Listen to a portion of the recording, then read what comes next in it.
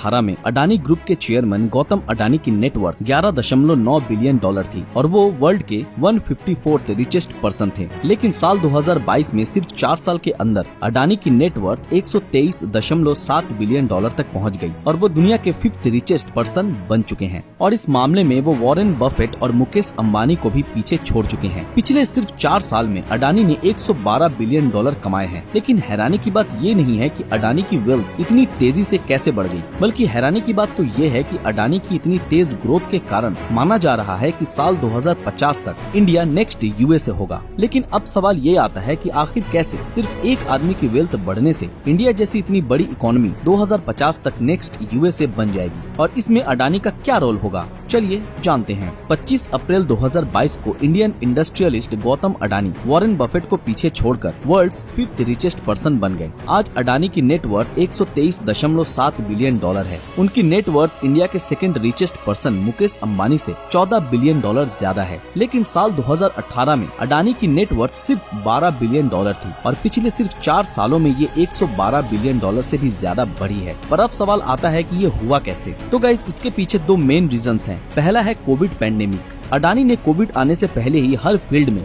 अपना बिजनेस जमा रखा था, फिर चाहे वो इंपोर्ट एक्सपोर्ट हो, लॉजिस्टिक हो, नेचुरल रिसोर्सेस हो या फिर पावर जनरेटिंग या फिर डेटा और डिफेंस हो। अडानी का बिजनेस हर फील्ड में था और इसी कारण अडानी ग्रुप की कंपनीज स्टार्टिंग से लेकर एंड तक का हर काम खुद ही कर सकती थी। जैसे एग्जांपल के लिए हम अडानी विल्मर को ले सकते हैं। अडानी विल्मर ऑयल निकालती है और फिर अडानी ग्रुप की ही दूसरी कंपनी इसे बाहर एक्सपोर्ट करती है, जिस कारण इन्हें दूसरी कंपनीज पर डिपेंड रहने की जरूरत नहीं है। और इसी कारण जब पैंडेमिक आया तब अडानी ग्रुप ने न सिर्फ सर्वाइव किया बल्कि इसका अच्छा खासा फायदा भी उठाया और यही कारण था कि सिर्फ साल 2022 में ही अडानी अब तक 41.6 बिलियन डॉलर कमा चुके हैं। पैंडेमिक के दौरान अडानी ग्रुप ने इतनी तेजी से ग्रो किया कि महज कुछ ही महीनों में अडानी ग्रुप की लगभग हर एक कंपनी के शेयर प्राइस बढ़ गए और अडानी ग्रीन लिमिटेड जैसी कंपनीज ने तो जो टारगेट 4 साल बाद के लिए सेट किया था वो पहले ही हासिल कर लिया। इसके अलावा आज इंडिया की लगभग हर बड़ी सिटी का एयरपोर्ट अडानी ग्रुप ही मैनेज करता है। इन सब के अलावा अडानी की ग्रोथ के पीछे जो दूसरा मेन रीजन है वो है रशिया यूक्रेन वॉर। आज सनफ्लावर ऑयल की पूरी दुनिया में डिमांड है और ये सिर्फ 3 ही कंट्रीज एक्सपोर्ट करती है, रशिया, यूक्रेन और इंडोनेशिया। अब जब रशिया और यूक्रेन के बीच वॉर शुरू हो चुकी है तो इसकी एक्सपोर्टर सिर्फ एक ही कंट्री बची है, इंडोनेशिया। लेकिन इंडोनेशिया भी इतनी बड़ी डिमांड को एक सकता और यही आता है रोल अडानी विल्मर का। रशिया यूक्रेन वॉर के कारण जब सनफ्लावर ऑयल की मार्केट्स की मांग तेजी से जोर पकड़ने लगी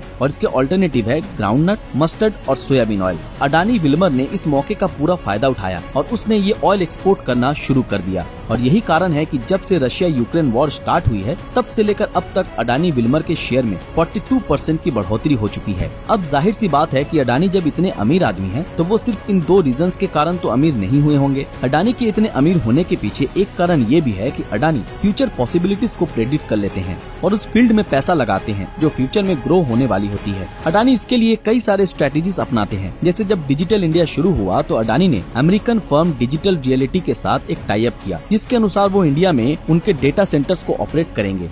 इसमें इंडिया का तो फायदा होगा ही, लेकिन साथ ही साथ अडानी का भी बहुत बड़ा फायदा होगा। इसके अलावा दुनिया जिस तेजी से रिन्यूएबल एनर्जी की तरफ बढ़ रही है उससे पहले ही प्रेडिक्ट करते हुए अडानी ग्रीन लिमिटेड ने रिन्यूएबल एनर्जी में भी अच्छा खासा इन्वेस्ट किया और साल 2019 में अडानी ग्रीन यूएस की पूरी सोलर इंडस्ट्री से भी ज्यादा पावर सिर्फ अकेली प्रोड्यूस कर रही थी और आज ये सोलर इंडस्ट्री में वर्ल्ड लीडर है। और आज अडानी ग्रीन की ही तरह अडानी ग्रुप की कई दूसरी कंपनीज भी बड़ी तेजी से ग्रो कर रही है। लेकिन इंडिया को आगे ले जाने में सिर्फ अडानी ही बड़ा रोल प्ले नहीं करेंगे बल्कि कई सारे और ऐसे बिलियनियर्स हैं जो इसमें एक महत्वपूर्ण भूमिका निभाने वाले हैं। फोर्ब्स के मुताबिक साल 2022 तक इंडिया में 166 बिलियनियर हैं और आज इंडिया बिलियनियर्स की लिस्ट में दुनिया में 3rd रैंक पर है। ऐसा नहीं है कि इंडिया में ये बिलियनियर्स पहले से मौजूद थे, बल्कि इनमें से ज्यादातर सिर्फ पिछले 3 या 4 सालों में बने हैं। और इन बिलियनियर्स के इतने ग्रो करने के पीछे सबसे बड़ा कारण है नए यूनिकॉर्न्स। यूनिकॉर्न उन कंपनीज को कहा जाता है जिनका वैल्यूएशन $1 बिलियन से ज्यादा होता है। साल 2011 तक इंडिया में सिर्फ 1 यूनिकॉर्न थे, लेकिन आज 94 यूनिकॉर्न्स हैं और इनमें से 76 तो सिर्फ पिछले 3 सालों में बने हैं।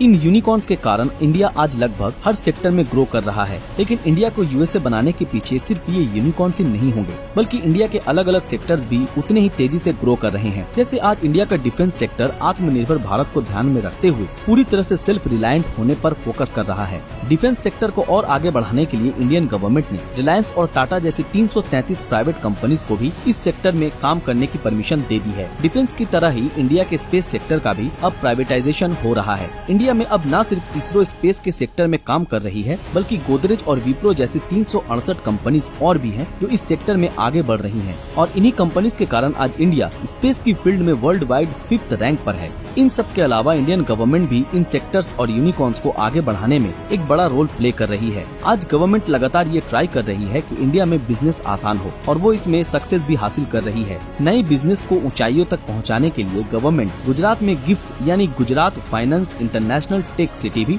बनाने जा रही है, जिसमें बिजनेस के लिए हर तरह की सुविधाएं मौजूद होंगी। तो दोस्तों, कैसी लगी आपको हमारी ये वीडियो, हमें कमेंट में जरूर बताएं। और जिन लोगों ने हमारे फेसबुक पेज को अभी तक फॉलो नहीं किया है वो